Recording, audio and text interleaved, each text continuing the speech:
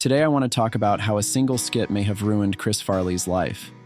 What if I told you that one of the funniest moments in Saturday Night Live history was also the moment that began the tragic downfall of one of its brightest stars? You always were critical of that sketch, the famous sketch with Patrick Swayze, where Chris gets up and uses his belly and his body, and the joke basically is he's fat. Maybe it's just me watching it, but I always felt like that moment where he pulls his shirt off, there's almost a hesitation I see in his eyes, and even the smile or the kind of expression on his face, I just get a queasy feeling that he knows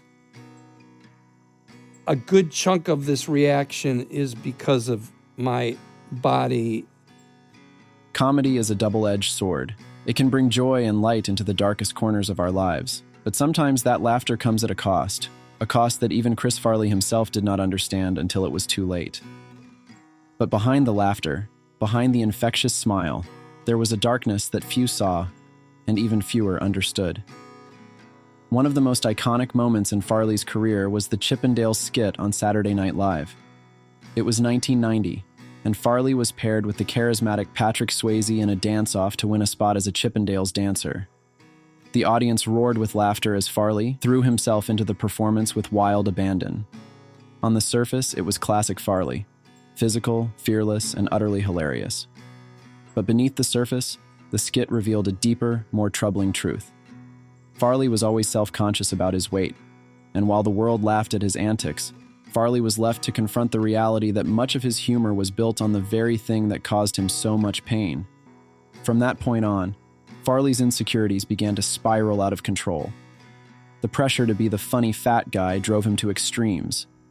He became trapped in a vicious cycle of self-deprecation, fueled by the fear that without his size, he might not be funny at all.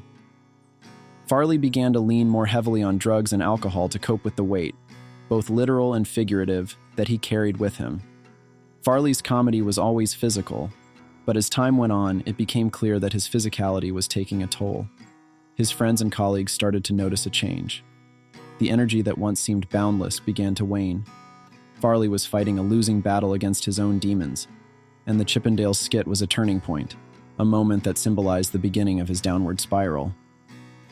For Chris Farley, the Chippendales skit was a double-edged sword. It brought him fame and cemented his place as a comedic legend, but it also reinforced his deepest fears. In the end, Farley's need to be loved, to be accepted, was his undoing. The world loved him for making them laugh, but few knew the price he paid for those laughs. Chris Farley was a man who lived to make others happy, but in the process, he lost himself. In an industry where it seems often to be the case that only the good die young, the death of Chris Farley today at the age of 33 means the entertainment industry and American audiences have lost a giant, a big man who went at comedy in a very big way. I leave you with this final thought. If Chris Farley had never done this skit, would his life have taken a different path? Could he have lived a better life, free from the demons that ultimately consumed him?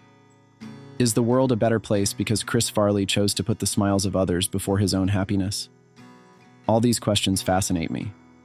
Let's remember Chris Farley not just for his comedy, but for the man he was, flawed, human, and struggling with the same insecurities that so many of us face. In the end, his life was a reminder that laughter can heal, but it can also hurt. And maybe, just maybe, it's time we start asking ourselves, what would you sacrifice to be loved? Until next time. Thanks for watching. But if it makes you think I'm great, I'll take a fall or flatulate. Yes, I'm a clown, but I cry.